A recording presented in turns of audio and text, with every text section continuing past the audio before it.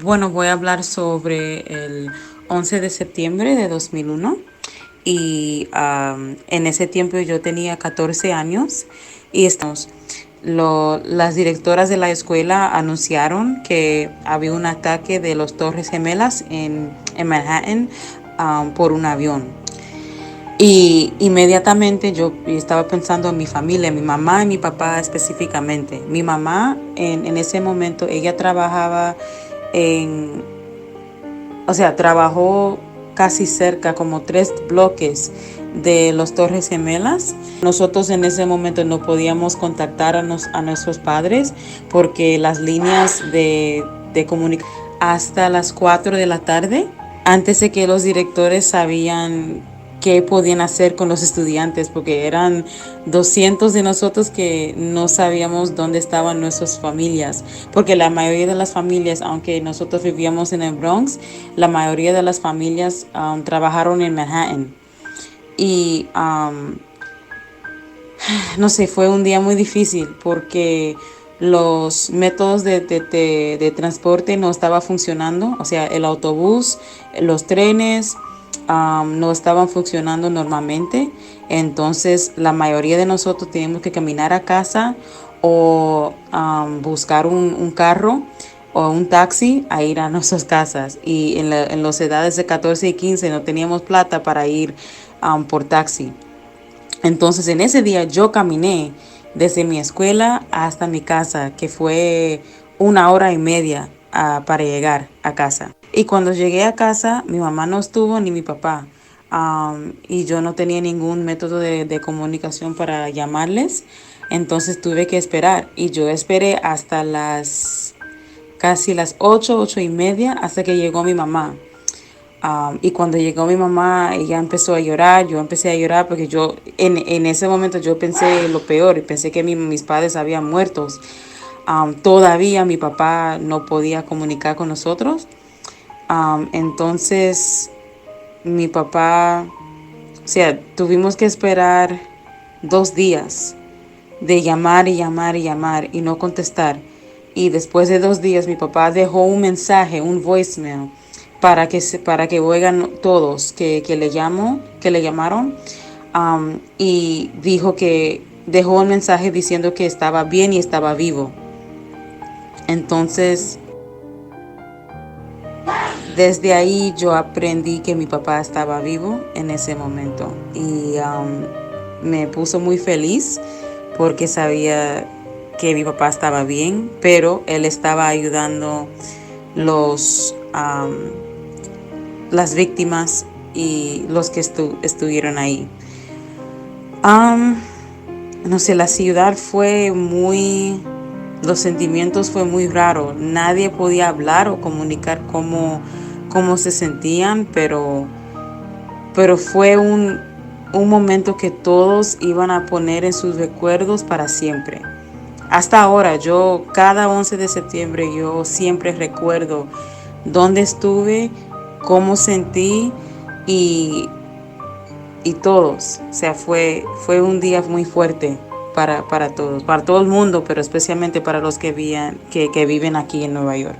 Bueno, hablando específicamente de mi papá, como era bombero, tuvo que estar ahí ayudando a las víctimas y apoyando como pueda. Nosotros no sabíamos que él estuvo ahí hasta que dejó su mensaje a todos diciendo que estaba vivo y estaba bien. Después de que dejó su mensaje, nos tomó hasta una semana o casi una semana hasta que nos reunimos. Y cuando nos reunimos se puede ver que mi papá no era normal, no era la persona que era antes. Se ve que o se nota que él vio cosas que inexplicables. Una de las cosas que se vio, uno de los recuerdos fuertes que mi papá tuvo era mientras estaba salvando a las víctimas, él estaba escuchando como un choco fuerte de gente saltando del edificio de las torres hasta el piso.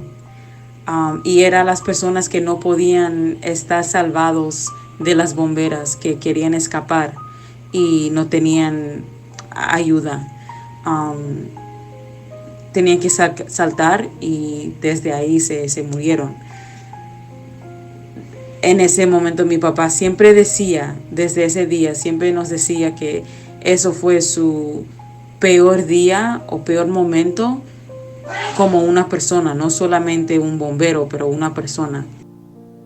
Porque él sabía que no podía salvar a esa gente y también sabía que nadie o nada podía ayudarles. Pero para oír ese sonido, que dijo que nunca escapó su mente, nunca escapó su memoria. Y aunque yo no estuve con él, eso también está en mi memoria también de sus cuentos, de los cuentos que yo siempre oigo de ese día. Esa memoria siempre está. Después del 11 de septiembre mi papá se enfermó de los humos del aire. Como muchos bomberos y muchos voluntarios se enfermaron y desarrolló cáncer. Una de las cosas que yo recuerdo que él nos contó, que los voluntarios y los bomberos y las policías que estaban ahí, ellos casi vivieron ahí por días, desde el momento que impactó hasta, o sea, 2, 3 días, 4 días, ellos estuvieron ahí sin cambiar ropa, sin ducharse, sin nada. O sea, habían comida, pero la comida fue por otras personas que querían apoyarles. Dijo que él nos contó que estaba durmiendo ahí porque él sabía que quería ayudarlos. Era una mezcla de voluntarios y una mezcla de gente que habían en como primer línea. Pero había mucha gente que llegaron ahí como voluntarios, sin afiliaciones o affiliations con con el departamento de fuegos o departamento de policía, no tenían relaciones con ellos. No, está correcto. Se fue después de una semana que nos reunimos, se quedó en casa y no tenía tantos problemas hasta un poquito meses después. Y después de como, yo no recuerdo, yo creo que era como 5 o 6 meses, se enfermó un poquito, no se sentía bien. Y cuando entró al hospital, se quedó por unas semanas y dijeron que hicieron exámenes, ¿no? Y nos contaron que tenía cáncer. Cuando ellos nos contó, estaba en el primer etape, no era algo grave, pero se peoró rapidísimo, o sea, en menos de un año. Llegó al nivel 4. Sí, creo que entiendo que si yo pude, o sea, hablar o despedirle antes de que se murió. Sí, yo estuve ahí hasta el último día, hasta el último momento.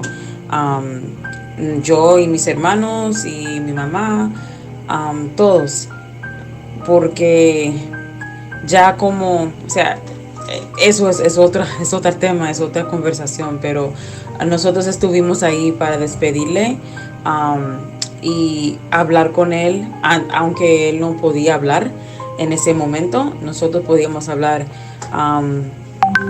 hablar con él sobre los sentimientos y dando las gracias por sus coraje y su habilidad de ayudar a los demás. Y esa enfermedad fue algo muy normal en ese tiempo porque había muchos voluntarios y bomberos y policía que se enfermaron, y la ciudad no, o sea, nos ayudó, pero no tanto, porque habían muchas personas que desarrollaron esa enfermedad. Y en vez de casi 2 años se murió de cáncer. Mi papá era un hombre muy saludable, siempre hizo ejercicios, siempre estaba activo, pero ese día cambió todo.